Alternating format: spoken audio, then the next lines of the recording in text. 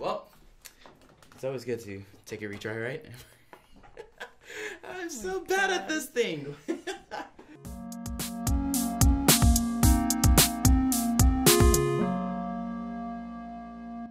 Welcome to WYE, an LMC podcast about you, the students here at LMC. I am the co-editor-in-chief of the LMC Experience, Marc Lopez, and alongside me is the host of WYE, Lilly Montero, also co-editor-in-chief of the LMC Experience. That's right, you got double trouble today. Let's get it. So today, we're interviewing each other ourselves, right? Yeah. We have created a couple questions to hopefully get some answers from. Hopefully our sources come through and we can reach deadline. Jesus Christ. So pretty much the premise of it is the Q&A about each other's experience as the co-editors-in-chief, and maybe a couple curveballs of questions, depending on how your questions are and depending on how my questions are. Yeah. So, and this is, just real quick, this is our farewell episode. That too, yes. We are... For the semester. Yeah. We, well... This I is guess, us saying goodbye. This is us saying goodbye for this semester. There's a good chance that I will be back and maybe, hopefully, as host of WYE. Yeah, for sure. I'm transferring this semester, and so I won't be here, but I'm essentially passing the torch, passing the mic to you to inherit everything, the throne, listen all to me. of it. From now on, I rule this world. Oh my god. All right, so... Wait, who do you want to go first? Ladies first. Okay, go. Wow. Wow. I'm trying to be a gent. Okay. Okay. I can go if you want me to. Go first. Okay. All right. Let's get serious. What's your favorite animal and why? Oh, easy. It's a pinche perro. That's what it is. It's a... Just first. No, it's not. It's fine. It's fine. You can censor it. Okay. No, it's a dog. I love dogs. My favorite... I've had very good memories of like my pet dogs growing up. One of my favorites was Snow. And I remember vividly whenever my parents we actually have enough room in the backyard of our old house in Richmond. We'd our dog would be out there, my boy Snow, and I was little enough to where I try to like get on top of his back and try to like ride him like actual my trusty steed and going to war. What kind of dog was it? I can't remember. I think it had to have been a big dog. It was a big dog. I can't remember what kind it was. We usually typically had mutts growing up. I know for sure we had a a Rottweiler once. We had a little Shih Tzu, and then our current dogs that we have now, we still have them. It's a very, very diverse mix. It's a Lab Chow, a little bit of Pit, and German Shepherd. That's a mix. And I love Sunny. She's my little butterball. And we lost her partner, Snow. And that whole story is a great story, but I don't think we have enough time for that. Okay. All right. Question number 1 from me to Lily. I'm scared. If you were to co-host a special episode of WYE with one of your favorite influencers, who would it be and why is it that person? Influencers. So say, like, for me, like, for my example, if I was to ever grab my favorite influencer, it'd be Greg Miller of Kind of Funny. Okay. Greg Miller is one of those guys that, I grew up watching. I told him when I actually met him, like, dude, I've been watching you since Upper Noon, and I was, like, in 6th grade. Yeah. And I told him the time that I was supposed to go see Upper Noon, his show, back at IGN, and, it was just too stormy. My dad was like, no, we can't do it. I'm sorry. Yeah. So, I think that person is one of my favorite role models, and I believe that part of my reason of going into journalism is because of him, seeing that kind of production, seeing him on the screen, seeing the quality of entertainment he brought up. It's definitely an influence for me. And also, if like I had to do a narrow pick, it'd be Philip DeFranco. Philip DeFranco is like the ideal, like my ideal source of news now, because I'm so busy and I don't ever have time to sit down at the 10 o'clock news like I used to, and I just get my world news like that. So did you want me to answer the question? Yes. Well, I gave you an example. Okay. You need to answer the question. Okay. I would probably pick one of the contributors or hosts from the NPR Politics podcast. Mara Eliason, Ron Elving. I really like Scott Horsley. Or I would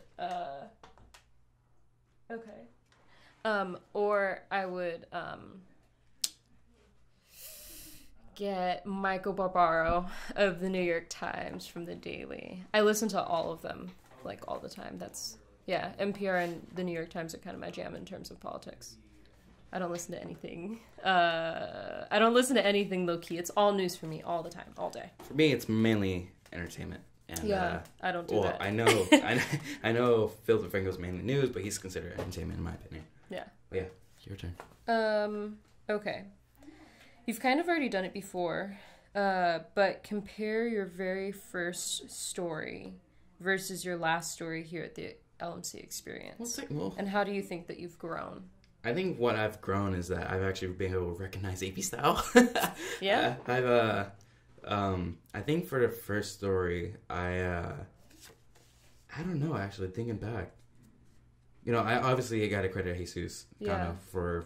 Your first story was a game story. It was a game story, and it was about a football game. And Jesus ran me through it, and honestly, I'm going to be eternally grateful for that guy. For those of you who don't know, East County number 1, Jesus Cano. Oh my God. Is who I'm talking about. But no, I thinking back, I think I did an actual decent job because... Yeah, you did a really good job. I followed what Cindy had said. I got the quotes. I think that's the difference between my first episode, my first article compared to my last. I think my getting quotes out and getting answers out from my sources have gotten a lot better. Yeah, like getting those like little, I like to think of them as like nuggets. Yeah, I think me asking better questions have definitely been a thing that's evolved as I became a better writer and better better journalist. And what about your last story? I mean, you have 3 stories in this last issue, I think, right? Or is it 2? 2 published.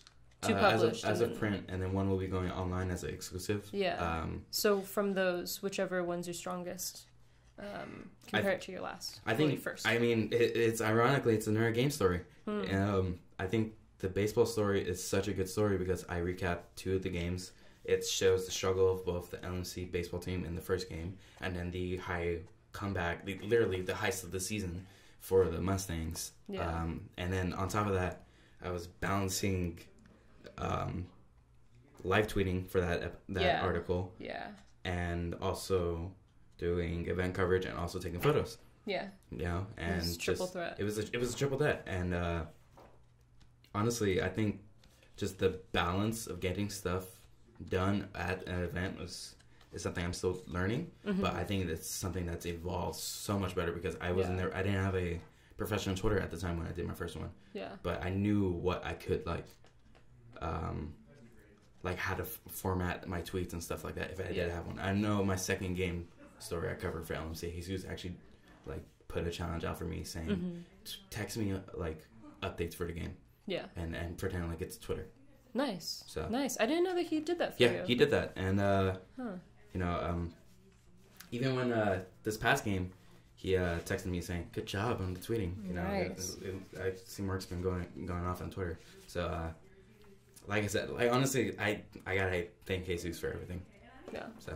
Well, part of that is you too. Well, yeah, but I mean, the kid knows more.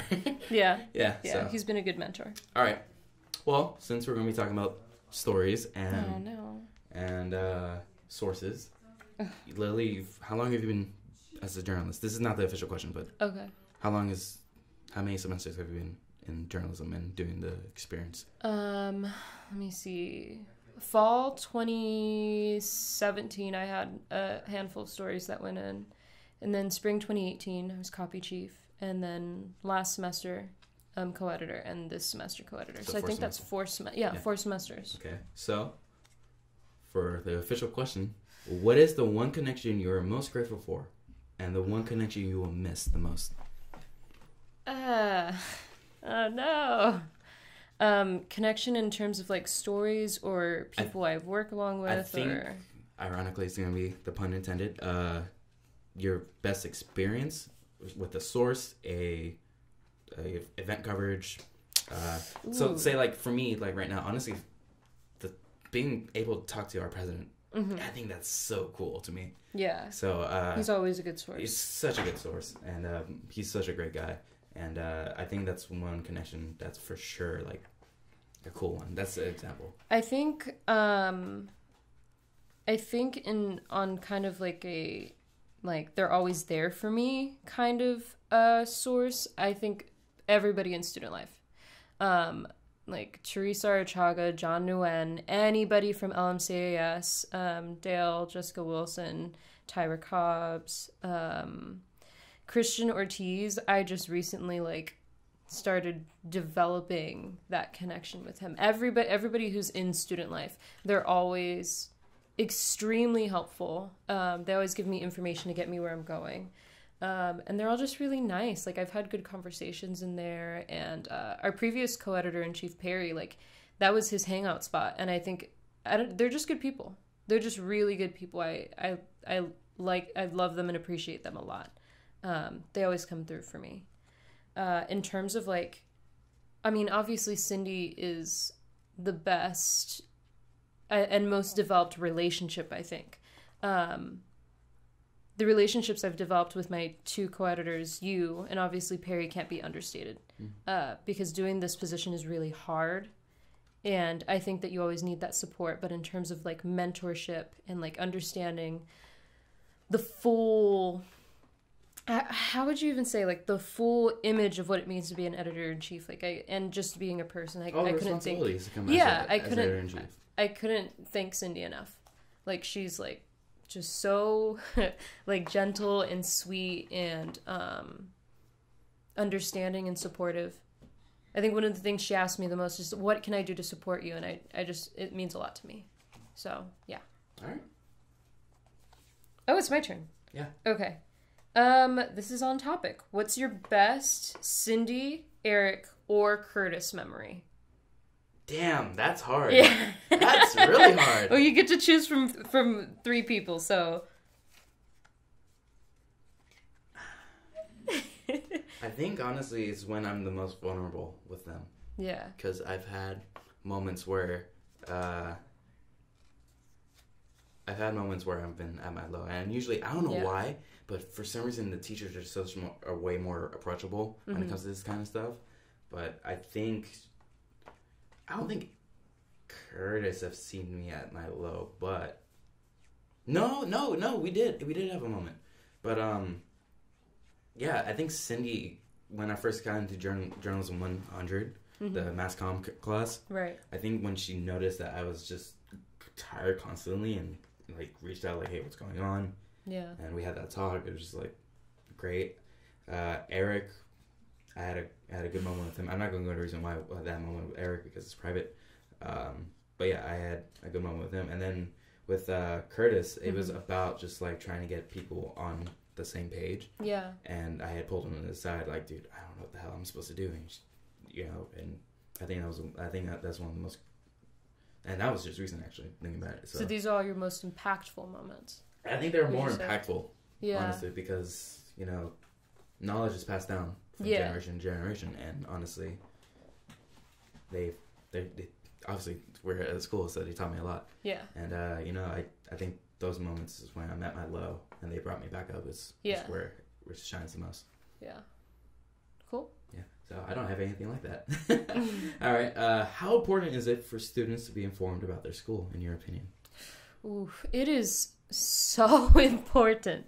In the semesters that I've been here, it's just like you think that as a student you know LMC, and however you end up learning more about this campus, whether it's through honors or through student life, LMCAS, if it's doing desk work in DSPS or so on and so forth, or like me at the experience, there's just so much more to be learned about this campus.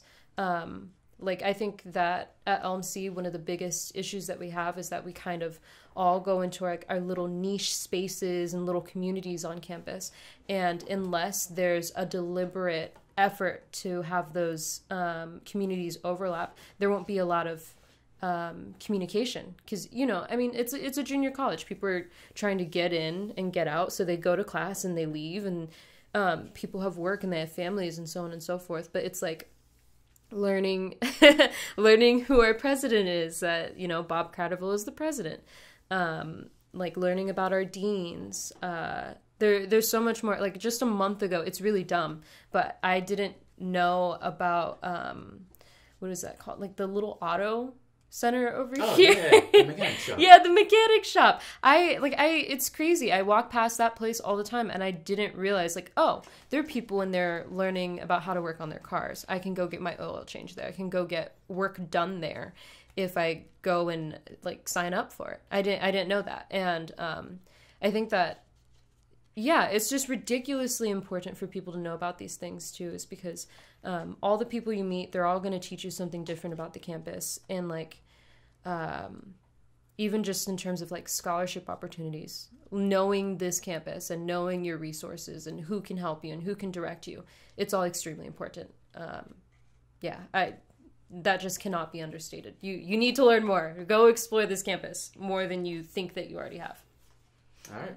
Yeah. Okay.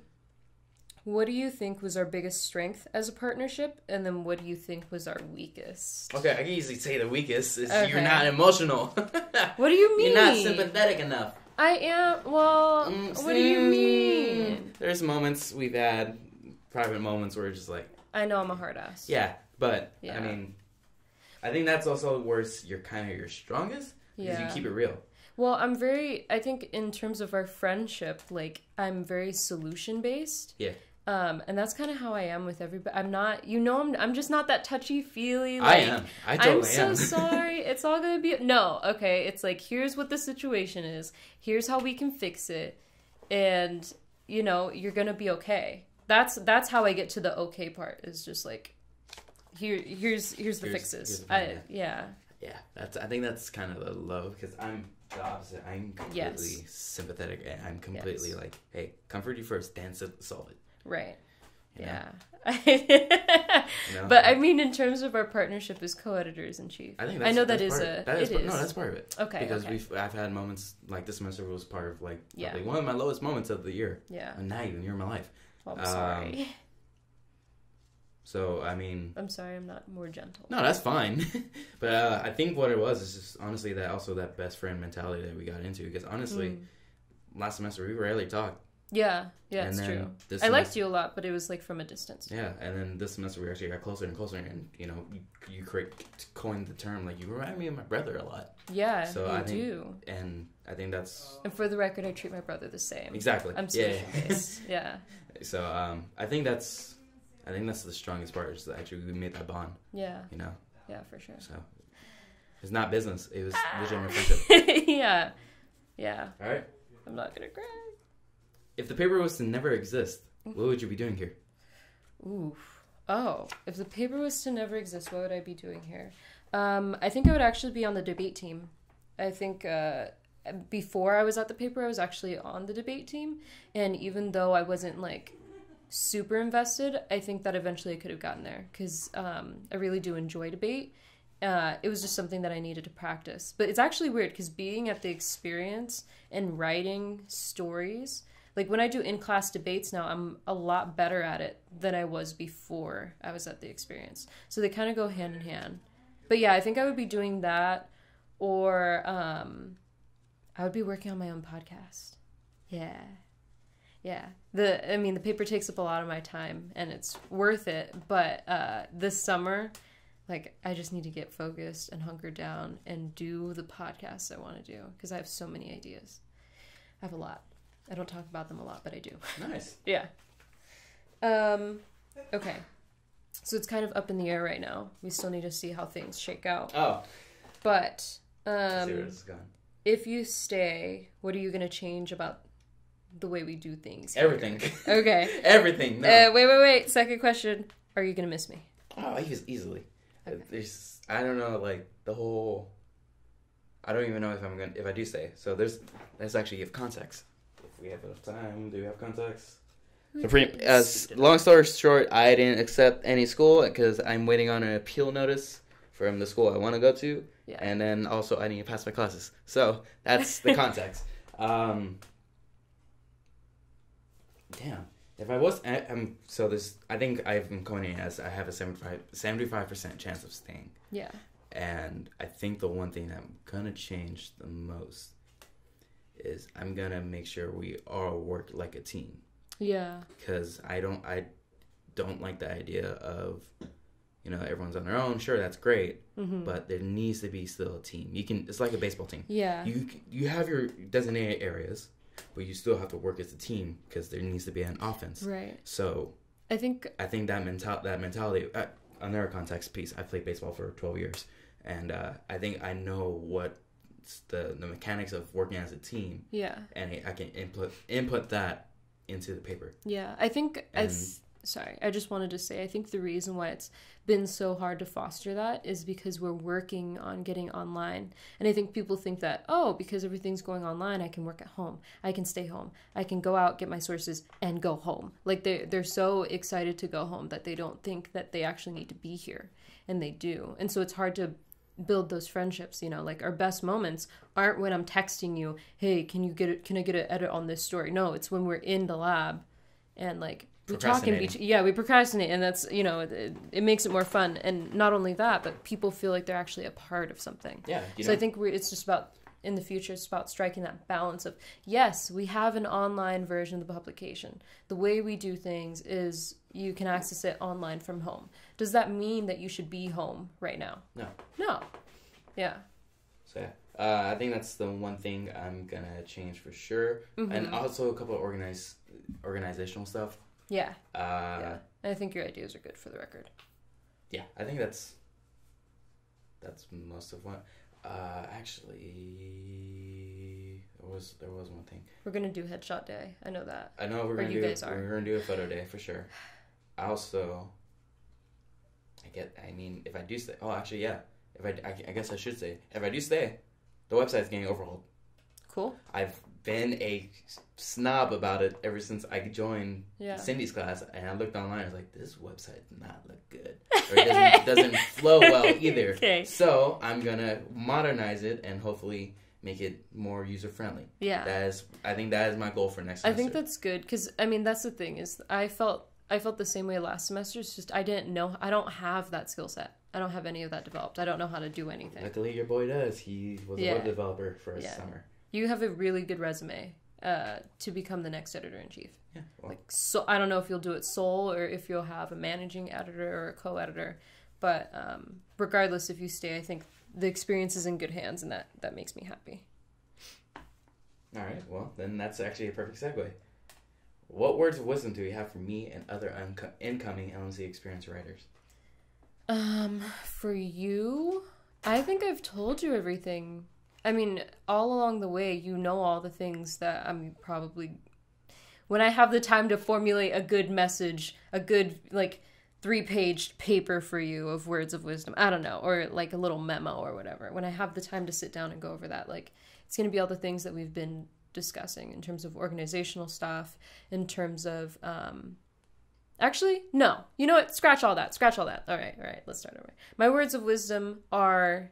be empowered in the position that you have, because you have good ideas and people like you, and I think it's just more about having confidence and really being empowered, because even though there are a handful of people that have been here longer than you, and that doesn't mean anything because they're not in the editor-in-chief position. They have good things to show you and good things to tell you, but they're not managing all these people, and you are.